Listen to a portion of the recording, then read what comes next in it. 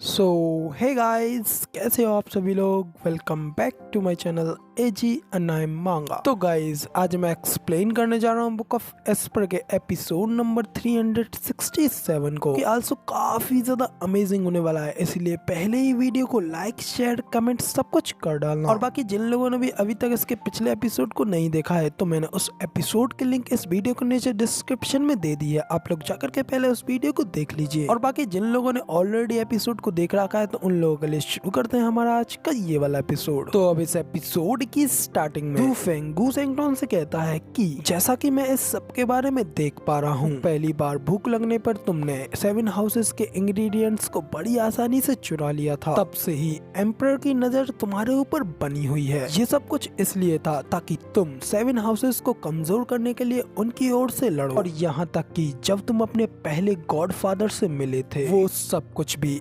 Imperial family का ही एक plan था, ताकि तुम्हें री एजुकेट किया जा सके। और फिर अपना काम हो जाने के बाद इंपीरियल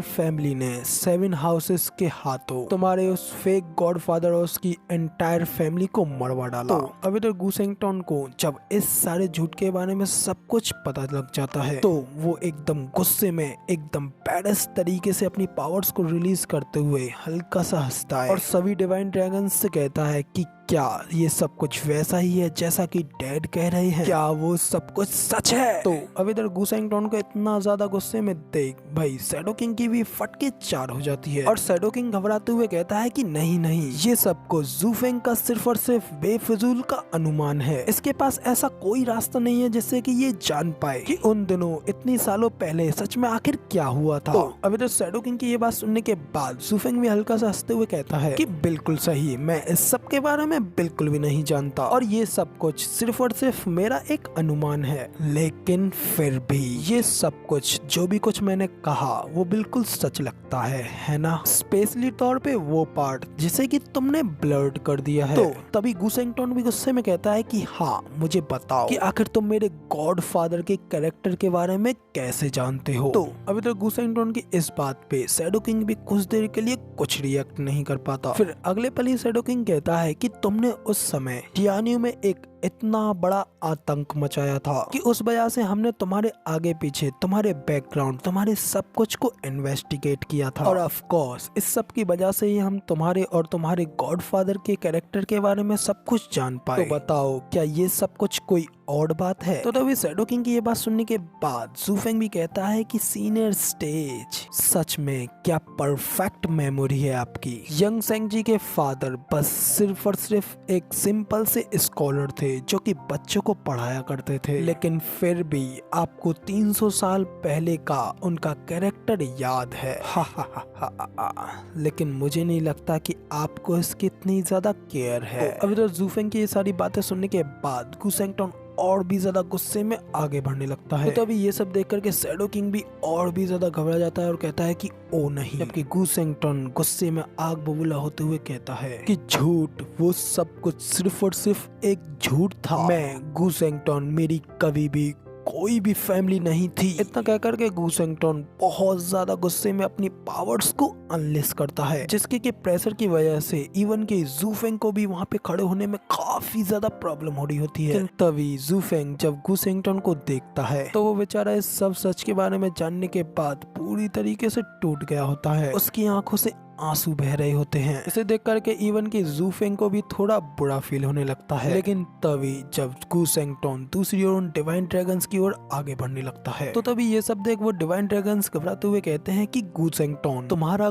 गॉडफादर हम में से एक था। वो इंपीरियल फैमिली के क्राउन के लिए एकदम लॉयल था और वो बिना किसी रिग्रेट, बिना किसी पछतावे के खुद इंपीरियल फैमिली के लिए मर गया। और इसीलिए उसके एक गॉड सन होने के नाते तुम्हें उसको फॉलो करते हुए उसके नक्शे कदम पर चलना चाहिए और हमारे इस नेशन की हमेशा हिफाजत करनी चाहिए। तो अब इधर शैडो किंग की ये बात सुनने के बाद गू सेंगटोन और भी ज्यादा गुस्से में कहता है कि अपना मुंह बंद रखो, तुमने मुझसे झूठ बोला, पूरी 300 सालों तक। इतना कहकर के गुसेंगटन गुस्से में अपनी फुल पावर्स को रिलीज करते हुए आगे बढ़ने लगता है, जिस वजह से धीरे धीरे गुसेंगटन की किलिन वाली फॉर्म भी एक्टिवेट होने लगती है। और जैसे जैसे गुसेंगटन इस फॉर्म में धीरे धीरे आगे बढ़ने लगता है, तो ये सब देख वो तीनों डिवाइन ड्रैगन्स पूरी तरीके से घबराने लगते हैं, जबकि गुसेंगटन अभी भी उन लोगों को खत्म करने के लिए गुस्से में अपने दांत पीसते हुए आगे बढ़ने लगता है। लेकिन तभी अचानक से उसे रोकने के लिए उसका फादर यानी कि जू फेंग उसे रोकने के लिए वहाँ पे उसके सामने खड़ा हो जाता है और उसे अपने गले लगाते हुए कहता है कि यंग सेंग जी, ये पूरी दुनिया झूठे सच से भरी पड़ी है, जो कि सच्चाई को भी पूरी तरीके से अपने अंदर कवर कर लेती है। लेकिन इस सब के बीच में ही तो एक असली खेल छुपा हुआ होता है। 300 साल पहले की वो घटनाएं भले ही एक झूठ हो सकती हैं, लेकिन इस सब का ये मतलब नहीं है कि तुम्हारे गॉडफादर को तुम्हारी बिल्कुल भी परवाह नहीं थी। तो ये सुन गुसेंगटन जू फेंग से कहता है कि डैड, तो क्या आपका कहने का मतलब है कि मेरे गॉडफादर मुझे अपने रियल बच्चे की तरह ही ट्रीट किया करते थे? तो जू फेंग कहता है कि हाँ, ऐसा होना तो चाहिए, क्योंकि मैं खुद एक डेवियस और डिमोनिक होते हुए भी तुमसे उसी तरीके से एक सच्चे प्यार वाली फीलिंग को रखता हूँ। तो आखिर वो एक सिंपल सा मोर्टल आदमी, उसको भी तुम्हारे लिए प्यार का एहसास बिल्कुल वैसा ही क्यों नहीं हो सकता? और अगर उसने ऐसा नहीं किया होता, इतना कह करके फिर जू फेंग हल्का सा हंसते हुए कहता है, तो ये चीज तो मेरे जैसे एक डिमोनिक पाथ पे चलने वाले कल्टीवेटर के लिए एक बहुत ही बड़ी शर्म की बात है कि मैं खुद एक डिमोनिक कल्टीवेटर होते हुए भी खुद को तुमसे प्यार करने से नहीं रोक पाया, लेकिन फिर भी वो एक सिंपल सा मोर्टल आदमी इसमें कामयाब हो गया। और ऐसा तो बिल्कुल भी नहीं हो सकता कि वो एक नॉर्मल आदमी इस चीज में मुझसे आगे निकल पाए। तो अब इधर जू फेंग की ये सारी बातें सुनने के बाद गुसेंगटन भी काफी ज्यादा शांत हो जाता है और उसके दिल में जू फेंग के लिए और भी ज्यादा प्यार बढ़ जाता है। बाद जू फेंग भी गुसेंगटन के सिर पे प्यार से हाथ फेरते हुए उसे शांत कराने की कोशिश करता है। और फिर जब गुसेंगटन धीरे धीरे पूरी तरीके से शांत हो जाता है, तो जू फेंग पहले तो गुसेंगटन के लिए थोड़ा दुखी फील करता है, लेकिन फिर साथ ही वो तीनों डिवाइन ड्रैगन्स की ओर मुड़ के घूरता है और कहता है कि तुम तीनों सुनो, मेरी बात ध्यान से सुनो। मैं और यंग सेंग जी इस मामले को शांत करते हुए इसे यहाँ से जाने देंगे, और अब इस पॉइंट से यंग सेंग जी और तुम्हारे बीच कोई भी संबंध नहीं है, और अब से वो तुम्हारे साथ मिलके तुम्हारा कोई भी डिवाइन ड्रैगन नहीं रहा, और ना ही अब से ये तुम्हारा कोई नेशनल गार्डियन रहा है। क्या मैंने तुम लोगों से जो कुछ भी कहा वो क्या तुम सब लोगों को ठीक से समझ आ गया